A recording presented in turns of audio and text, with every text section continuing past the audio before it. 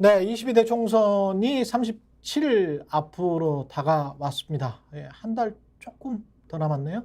2부는 여론조사 바탕으로 민심과 여론 추이를 오랜만에 샅샅이 훑어보겠습니다. 유니용 오피니언 라이브 여론 분석 센터 센터장 김성환 평론가 계속 함께합니다. 안녕하세요. 네, 안녕하십니까. 아니 저 예. 뭔가 좀 바뀐 거라도 티를 내려고 넥타이라도 좀 넥타이라도. 바꿔면 누가 머리 방향이라도 좀 다른 방향으로 할 걸 그랬나요? 머리가 다른 방향으로 하실 수 있는 저 풍성한 머리결 너무나 예. 감사합니다. 예. 그렇게 얘기해 주셔서 예. 너무 부러우면 부럽습니다. 예. 윤석열 대통령 지지율은 지금 뭐 이게 지금 저희가 쭉 보고 있는 거 저도 쭉 보고 있었던 거는 한국갤럽이기 때문에 갤럽 상황으로 말씀드리면 지난 11월과 비교했을 때는 오차범위 그러네요. 12월과 비교했을 때는 오차범위 밖으로 지금 39니까 네. 12월 둘째 주에 31, 지금 39니까 요거는 의미가 있는 추세선이 나온 것 같습니다. 그렇죠. 네. 예. 뭐 상승 흐름에 있는 것은 틀림없고요. 예. 그래서 이제 뭐 40 어떤 조사들은 이제 40 넘는 조사들도 있고 하니까 사실은 그렇죠. 어떤 분들은 이제 40이 넘냐 안 넘냐 굉장히 의미부여하시는데 사실 뭐 그럴 필요는 없는 거죠. 이제 뭐 39나 41이나 사실은 비슷한 수준이고 이전보다는 좀 상승 흐름에 있다. 이제 이렇게 보시는 것 합리적이라고 할 수 있을 텐데요.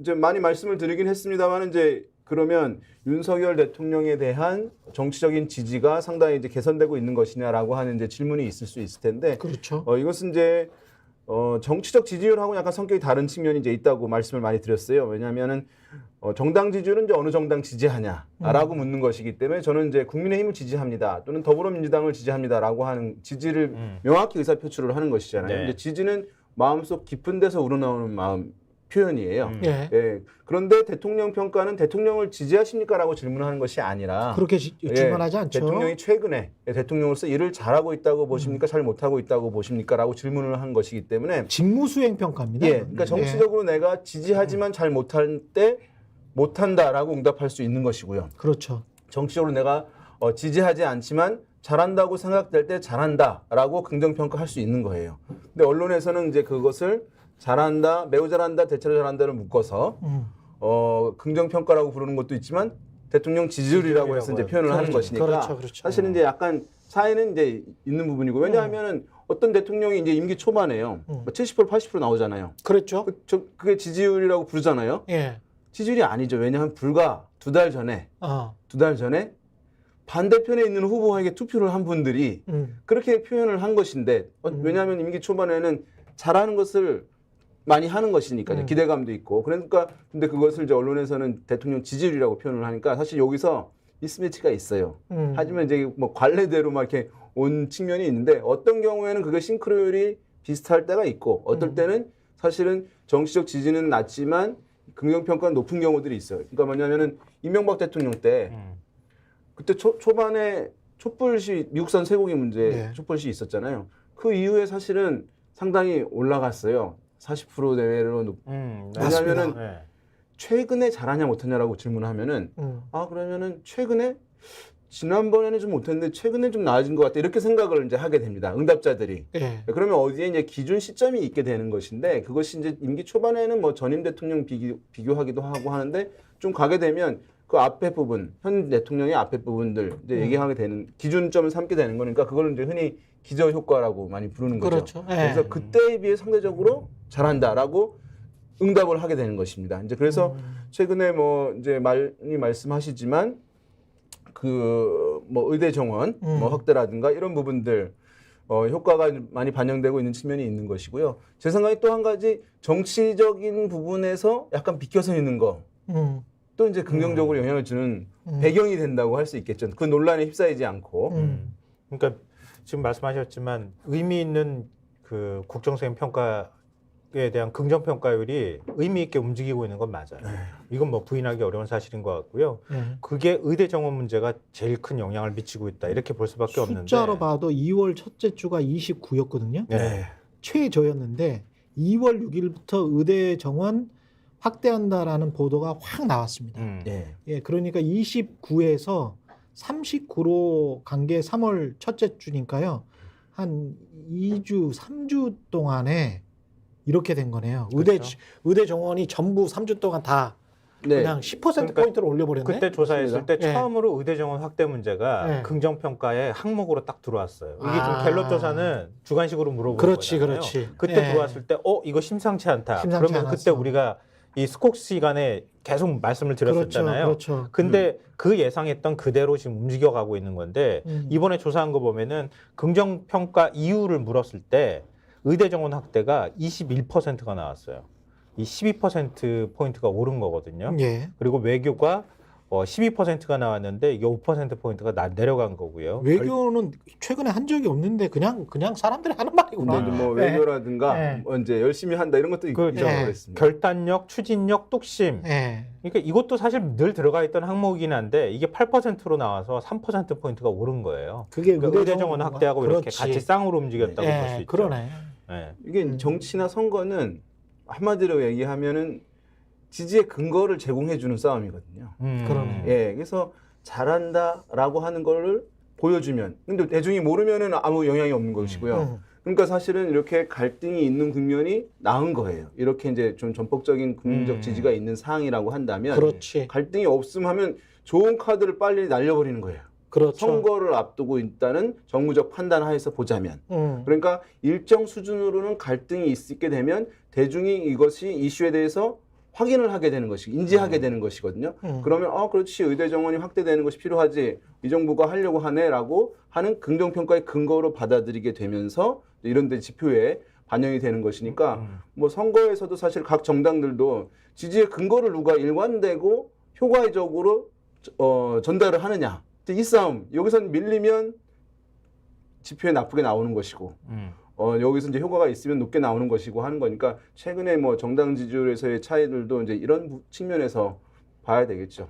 그 지금 말씀하신 것처럼 보통의 경우에는 우리가 정당 일체감이라고 얘기하잖아요. 보수나 진보, 내가 만약에 민주당 지지자다, 국민의힘 지지자다 그러면은 그건 거의 잘 안 움직이거든요. 그렇죠. 그러니까 한 30% 정도 가지고 있다고 보면 되거든요. 예. 요즘엔 실제로 뭐 조사를 하면은 보수는 그거보다 조금 더 많이 나오기는 하지만 그러면 내가 이 정당을 지지하는 근거는 사실 근거를 굳이 찾지 않아도 난 늘 지지했기 때문에 그걸 늘 지지하는 거예요. 그렇지, 그렇지. 근데 예. 다른 지지를 찾아 나가면은 그러니까 원래 나는 국민의힘의 철저한 지지자야 아니면은 그 정당의 뭐 당원이야 이런 거 빼고 한다 그러면은 여론이 움직일 때 대통령 국정수행 평가를 할 때 여론이 가는 방향하고 대통령이 움직이는 방향이 같은 방향으로 이렇게 가면은 이런 현상이 나오는 거예요.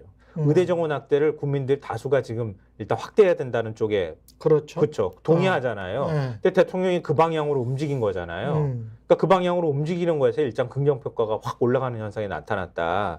이렇게 봐야 되는데 이게 언제까지 계속될 거냐 이거는 앞으로 봐야 되겠죠. 그러니까 30% 내외에 있을 때는 보수층들도 충분하게 대통령이 일을 잘하고 있다라고 얘기를 못하는 상황이에요. 그렇죠. 예, 그런데 이제 의대 정원 확대라고 하는 그 근거 제공되다 보니까 보수 성향이 있는 분들이 윤석열 대통령이 일을 잘한다라고 편하게 응답을 할 수 있는 거예요.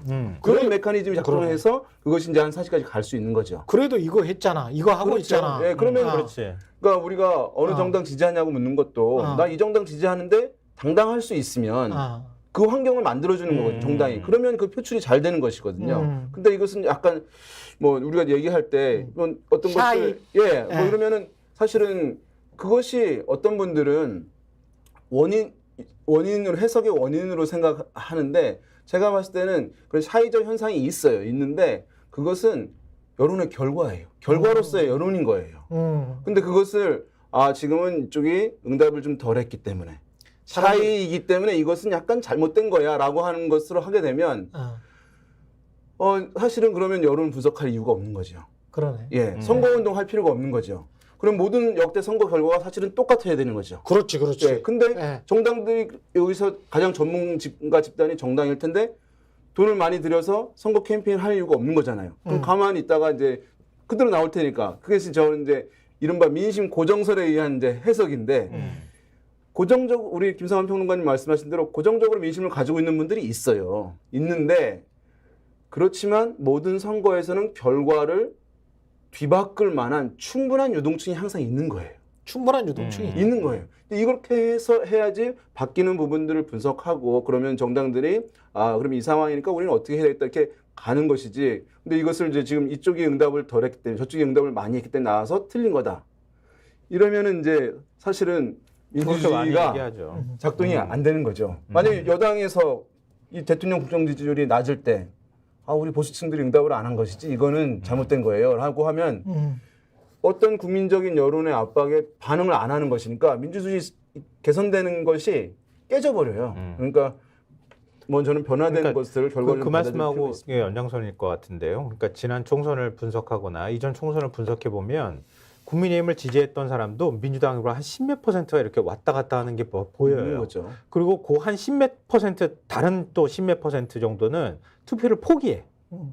그러니까 내가 정말 찍어주고 싶다는 마음이 들어야 투표를 할 수 있는데 차마 못 찍겠어 하면은 투표를 아예 포기하는 층이 일부 나오거나 이 정당으로 차마 못 찍겠어 그러면 이쪽으로 옮기는 사람도 여기서 한 10% 정도 되고 여기도 한 10% 정도 된다는 거예요.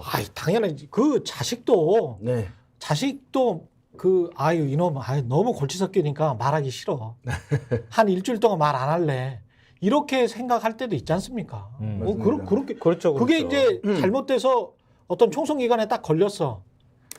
저는 보기도 싫다야. 네. 정말 자식도 그럴 때가 있는 건데.